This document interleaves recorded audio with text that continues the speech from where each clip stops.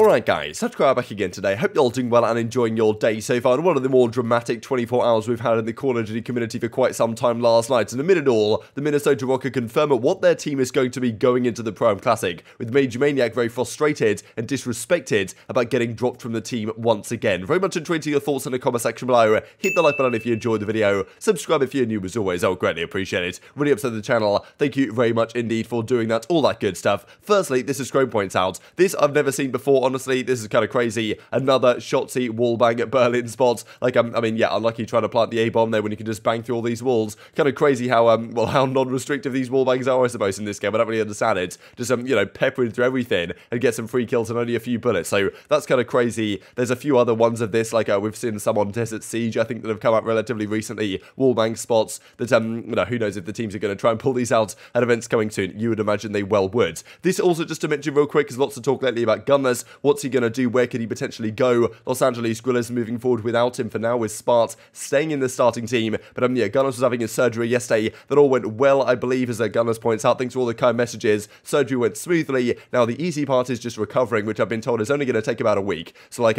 he's getting excited to play at 100% again after 7 months of dealing with some of these health issues. So that's all to see for Gunless. Of course, look, when he is back to 100% in, you know, a week or whatever, how long it's going to take him to recover. The question is, where's he going to get involved with, right? Is he going to be in Los Angeles Guerrillas somehow in kind of like the 5-man roster or whatever that Bevel's argued? Or if other opportunities are available, would LAG kind of do right by him and allow him to move on to another opportunity? At the same time, though, like, you know, if you are Los Angeles Guerrillas, you might not want to let Gunless go so easily if other teams are looking to make changes, because he could well improve some of these other squads. Some updates then on the ranked play side. Berlin Control has been officially added. The Volk is also now restricted, right? So we saw them do this last year with the AK-47, maybe eventually with the XM4 and stuff. The GAs effectively that came through in the pros got reflected in ranked play, which is a good idea in general, right? Like, whatever you think about the Volk GA, like, we really do want to be playing ranked play the same way the pros are playing the game, right? Because the pros aren't going to want to play ranked play if the experience is very different than what they play in, like, regular, you know, custom games when they're scrimming, all this type of stuff. The cricket glitch, which I guess was some sort of noise issue, you know, classic one here with Call of Duty Vanguard, to be honest, that apparently has been fixed, and of course, skill ratings have now been reset. So,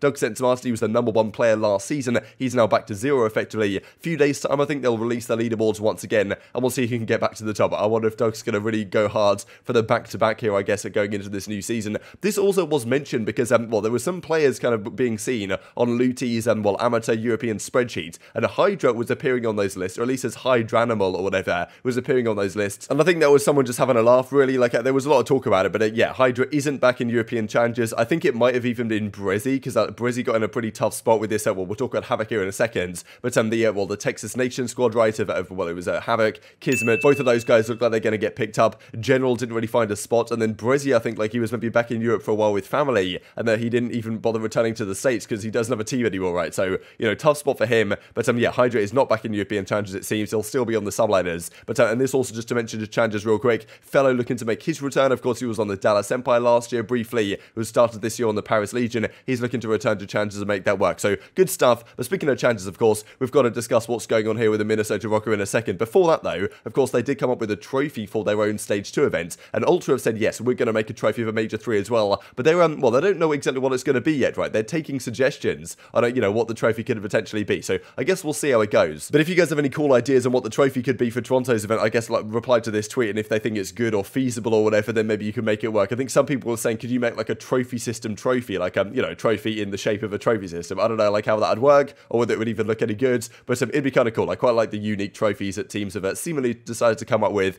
over, well, starting with the Minnesota guys, I guess. And of course, let's speak about their team. So as, well, Coach said a couple of weeks ago now, they're going to start undergoing trials, and, you know, basically no one on the team is safe, effectively, was what he said at the time. And last night, he comes up with a new update to the roster, and the difficult decisions they have decided to make. From the first time Havoc stepped into the team, they were very confident that he was going to be a good fit for what he's learned in challenges, like one of the best players down there this year. Got to give some credit to Havoc as well, actually, kind of betting on himself with the subliner situation. We'll discuss that here in a second. But immediately they thought, okay, yeah, Havoc, we want to bring him in, probably alongside Standy, and who knows exactly what they were thinking with the rest of the team, but they were considering it as well. I'll show a quick clip from Saint here in a second, where he basically said, look, we had like 2 rosters on our table that we were considering, we went with one over the other, and then there's of course the team with Priester attached, so Priester gets to stay, Standy and Havoc, and Major Maniac getting dropped from the team once again. And going into trials, a player we were really high on was Havoc from Challengers. He has been dominating the NA Challenger scene for a few months now, won 7 cups in a row, and has been putting up some pretty incredible stats as an SMG. And from the second we brought him on, we saw immediate impact.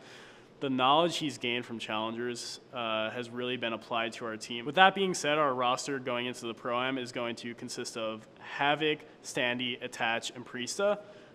This decision was incredibly hard for us to make. After running trials for 2 weeks, we had another 3 days after that where we discussed all roster options for 20 to 25 hours between the coaching staff, having one-on-one sit-downs with the players, team meetings with the players. We were kind of split between 2 rosters that we felt were both incredibly good during the trials.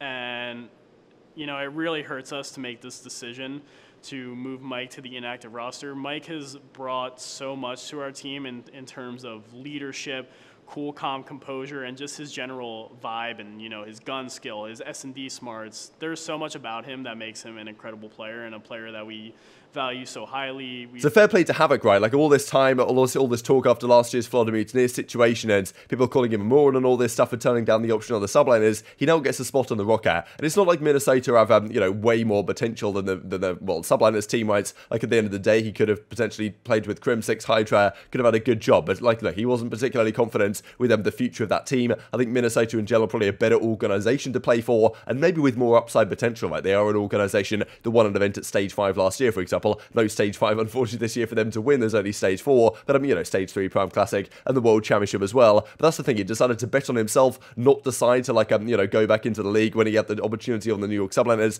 turned down that opportunity, and now has kind of proved himself right for betting on himself at the start of the season and turning down that offer, right? Because he decided not to stay on Florida as their substitute. Like, he could have stayed on Florida as a sub, picked up some salary, but instead, he decided to bet on himself and go to Texas, basically leave the CDL, turn down the option for the Subliners, and now he gets a spot on the Minnesota Rocker. So, gotta say fair play to Havoc making this work, right? And obviously they think he's going to be a key piece of their lineup going forwards. Now, of course, people were discussing what the rest of the team was going to look like, and Priester was obviously in this scrim right here that, I'll see his tweets out, P-Dog down. I don't even know what this thing is, to be honest, but, poor Priester tries to come down the stairs and get straight up axed by Arcetes. So, pretty funny stuff, really. But yeah, people are like, okay, wow, Priester's actually going to be staying in the lineup. Indeed, that is exactly the case, and it's going to be Havoc, Standy, Attach, and Priester. We discussed the possibility of this a few days ago, whether Attach could effectively be the main AR, which I guess is what's going to happen now, right? Attach as the main. I feel like it's kind of crazy how that works over people's careers, that they would kind of wear an SMG, but a more slower, pre-aim heavy SMG. Attach has tried out on the flex for this team, right? And that seemed to work out rather well. So, maybe him as the main AR actually makes a fair bit of sense. Kind of crazy to think about how this worked, but often, you could see Scump as a very efficient, made assault rifle, right? Given what he does on Gavuto on the regular. So, Priester, we're guessing, is going to be the flex here, and Havoc and Standy on the SMG. So, interesting team. To me, I really like the direction they're taking it in that, look, they're going to sort out the pacing issues. The old team was probably just too slow. I think in this game, you've got to keep up with the pace. Priester on the flex, I guess, is what they're planning to do, is that, increasing the team's pace. The issue is, though, you get rid of Major Maniac, you do lose quite a lot by getting rid of Major Maniac, and he isn't happy about it either, and understandably so, as he says here. I've been benched by the Minnesota Rocker for a second time. It happened last year as well, when they benched Major for a time, Accuracy came in, then they benched Accuracy again for Major, made that swap once again, and that's when they won the event in Stage 5 at the end of the year. That seemed to kind of be the key to unlocking Standy's potential in the team last year. So I suppose they think that they have enough information from their trials that, they believe this actually is going to be okay. But as he says, been benched for a second time, I not only feel disrespected, but let down by those around me. So I guess, his teammates, his coaching staff, that's the thing. When you make a move like this, especially given that you've already benched him before, now you've benched him again, the kind of conflict internally is not necessarily going to be great, right? Let's say this team flops, this new team of 4 flops, and they want to bring Major back, he might obviously come back into the team, I guess, if that's the opportunity he has on the table, but it's not, the friction is going to be there, right? So you do create that, and maybe that's,